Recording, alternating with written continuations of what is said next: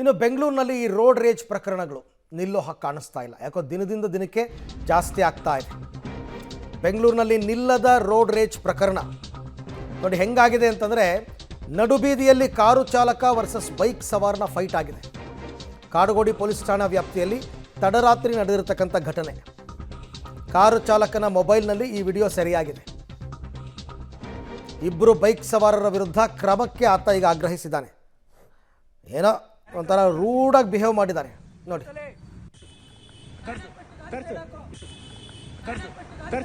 ಯಾರಿಗೆ ಕರ್ಸ್ತಿ ಕರ್ಸು ಕರ್ಸು ಕರ್ಸು ಯಾರಿಗೆ ಕರ್ಸ್ತಿ ಕರ್ಸ್ನಿ ಕರ್ಸಲೇ ಕರ್ಸು ಕರ್ಸು ಯಾರಿಗೆ ಕರ್ಸ್ತಿ ಕರ್ಸು ಕರ್ಸು ಕರ್ಸು ಯಾರಿಗೆ ಕರ್ಸ್ತಿ ಕರ್ಸ್ನಿ ಕರ್ಸಲೇ ಕರ್ಸು ಕರ್ಸು ಯಾರಿಗೆ ಕರ್ಸ್ತಿ ಕರ್ಸು ಕರ್ಸು ಕರ್ಸು ಯಾರಿಗೆ ಕರ್ಸ್ತಿ ಕರ್ಸ್ನಿ ಕರ್ಸಲೇ ಕರ್ಸು ಕರ್ಸು ಯಾರಿಗೆ ಕರ್ಸ್ತಿ ಕರ್ಸು ಕರ್ಸು ಕರ್ಸು ಯಾರಿಗೆ ಕರ್ಸ್ತಿ ಕರ್ಸ್ನಿ ಕರ್ಸಲೇ ಕರ್ಸು ಕರ್ಸು ಯಾರಿಗೆ ಕರ್ಸ್ತಿ ಕರ್ಸು ಕರ್ಸು ಕರ್ಸು ಯಾರಿಗೆ ಕರ್ಸ್ತಿ ಕರ್ಸ್ನಿ ಕರ್ಸಲೇ ಕರ್ಸು ಕರ್ಸು ಯಾರಿಗೆ ಕರ್ಸ್ತಿ ಕರ್ಸು ಕರ್ಸು.